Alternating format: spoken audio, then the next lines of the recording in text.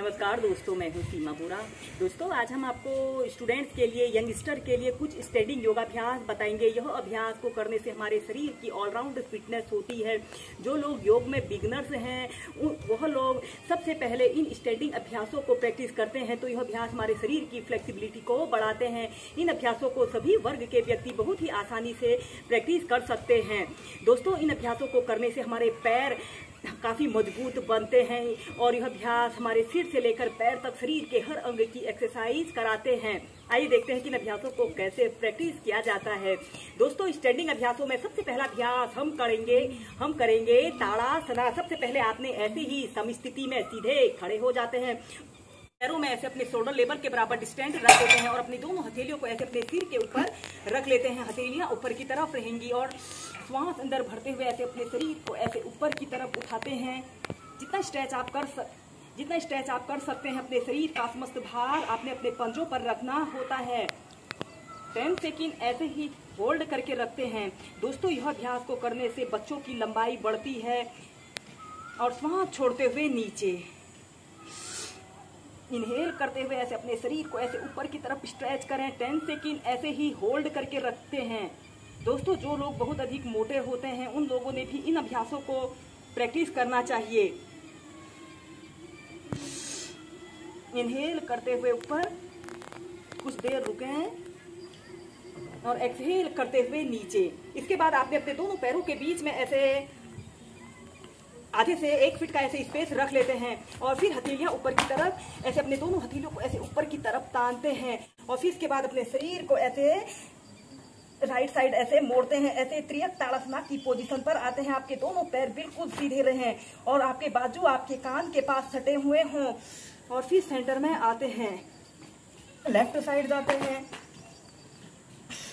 Centre में आते हैं। ऐसे ही इस अभ्यास को दोनों साइड से आप कम से कम 8 से 10 बार कीजिए। यह अभ्यास साइड फैट की समस्या को दूर करता है और हमारे शरीर को ऊर्जान्वित करने वाले बहुत ही सरल और सहज अभ्यास हैं। और फिर इसके बाद अपने दोनों हाथों को ऐसे थाइस के पास रख लेते हैं।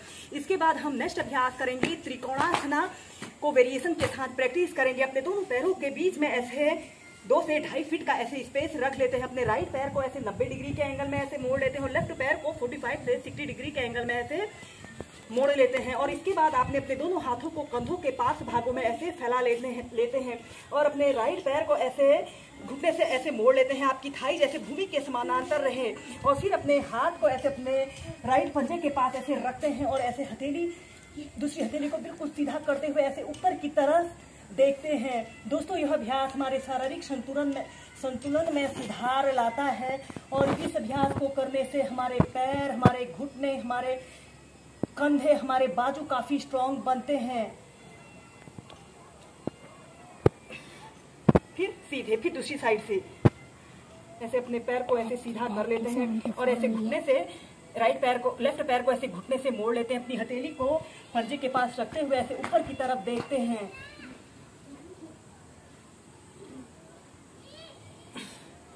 फिर सीधे। फिर ऐसे ही इस अभ्यास को लेफ्ट राइट साइड से कम 8 से 10 बार कीजिए।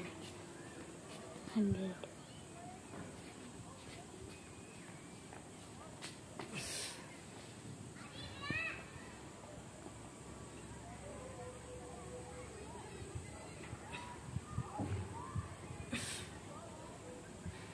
फिर नीचे। इसके बाद त्रिकोणासना सेकंड को प्रैक्टिस करेंगे। ऐसे अपने दोनों पैरों के बीच में ऐसे स्पेस रख लेते हैं और राइट पैर को ऐसे 90 डिग्री के एंगल में और दूसरे पैर को ऐसे 60 डिग्री के एंगल में ऐसे कर लेते हैं। दोनों हाथों को कंधों के पार्श्व भागों में फैला लेते हैं और अपने हथेली को ऐसे अपने राइट पंजे के पास रखते हैं। इस स्थिति में आपके दोनों पैर बिल्कुल सीधे रहें, घुटने से मुड़ने न पाए और ऊपर की तरफ देखते हैं। फिर सीधे। फिर दूसरी साइड से।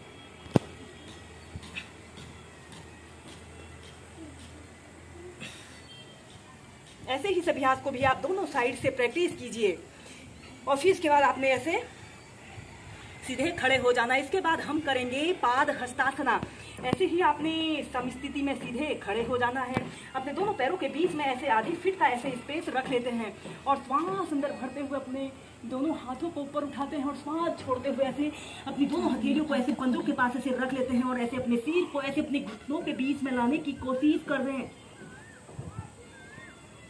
कम से कम 30 सेकंड ऐसे ही रुके, या फिर अपने दोनों हाथों को ऐसे अपने घुटनों के पीछे से बांध लेते हैं और अपने सिर को ऐसे घुटनों के समीप लाइए ऐसे।